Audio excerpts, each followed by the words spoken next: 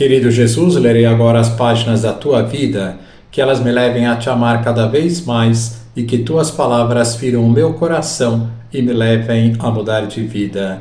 O Evangelho de hoje é o Evangelho de São Mateus, capítulo 21, versículos 33 a 43. Naquele tempo, Jesus disse aos sumos sacerdotes e aos anciãos do povo: Escutai esta outra parábola.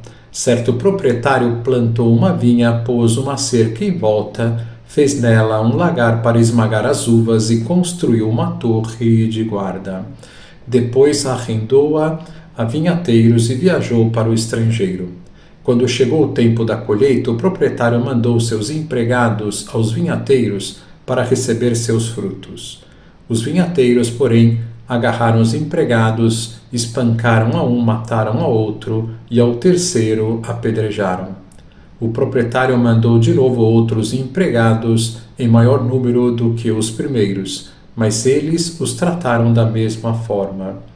Finalmente, o proprietário enviou-lhes o seu filho, pensando: ao meu filho eles vão respeitar.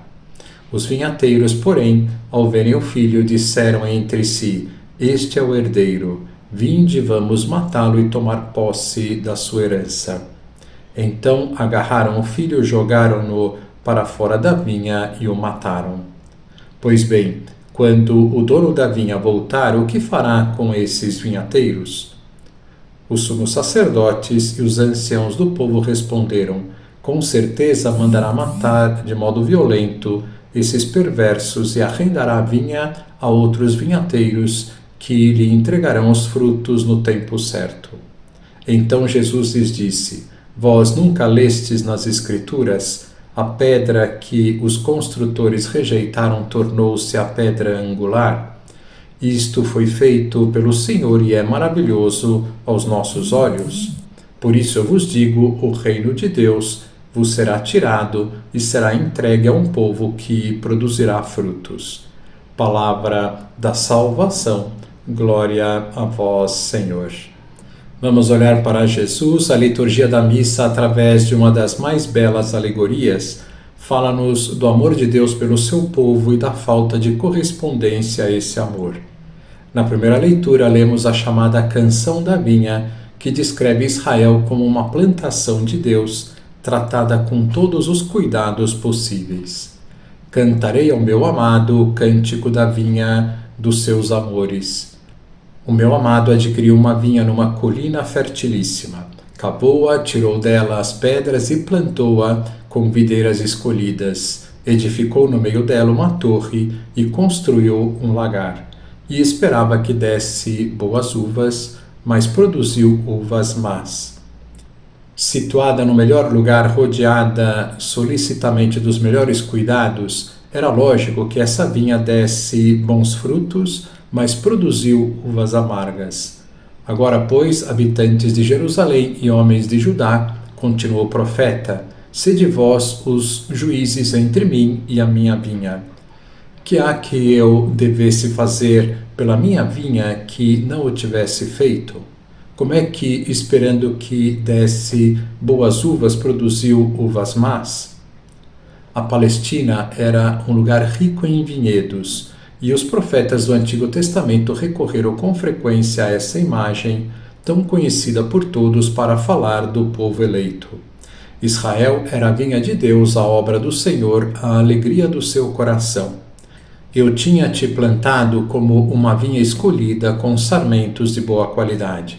O próprio Senhor, como se lê no Evangelho da Missa, referindo-se ao texto de Isaías, revela-nos a paciência de Deus que manda os seus mensageiros, os profetas do Antigo Testamento, um após outro, em busca de frutos. Por fim, envia o seu Filho amado, o próprio Jesus, que os vinhateiros acabarão por matar.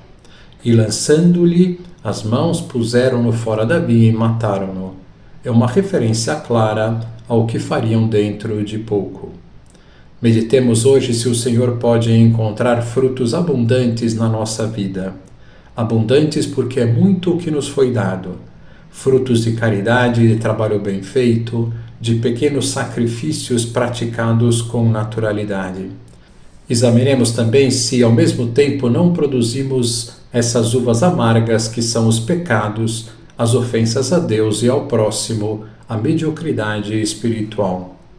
O pecado é o fruto amargo das nossas vidas. Os nossos pecados estão intimamente relacionados com essa morte do Filho amado de Jesus.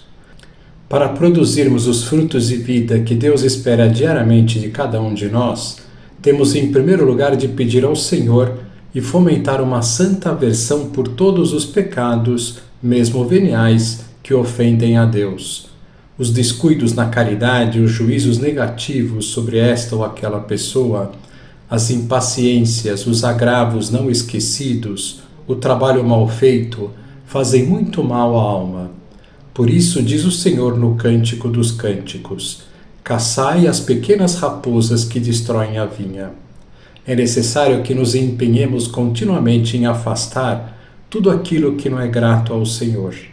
A alma que detesta o pecado, pouco a pouco, vai crescendo em delicadeza e em finura no relacionamento com Deus. Na segunda leitura, lemos estas palavras de São Paulo aos cristãos de Filipos: quanto ao mais, irmãos, tudo o que é verdadeiro, tudo o que é honesto, tudo o que é justo, tudo o que é santo, tudo o que é amável, tudo o que é de bom nome, qualquer virtude, qualquer coisa digna do louvor da disciplina, seja isso o objeto dos vossos pensamentos. As realidades terrenas e as coisas nobres deste mundo são boas e podem chegar a ter um valor divino. Cada jornada apresenta-se com incontáveis possibilidades de oferecer frutos agradáveis ao Senhor, desde a primeira vitória contra a preguiça ao levantar-nos pontualmente, um minuto heróico, até esse pequeno sacrifício que supõe enfrentar com bom ânimo o excesso de trabalho ou um ligeiro mal-estar que nos deixa indispostos. São muitas neste dia irrepetível as ocasiões de sorrir, de ter uma palavra amável, de desculpar um erro.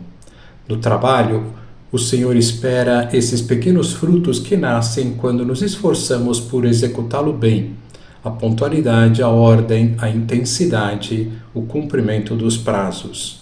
Façamos o propósito de produzir frutos bons a cada dia da nossa vida, como nos fala a segunda leitura, e de lutar com todas as forças contra o pecado, contra os frutos amargos, como nos falam a primeira leitura e o Evangelho.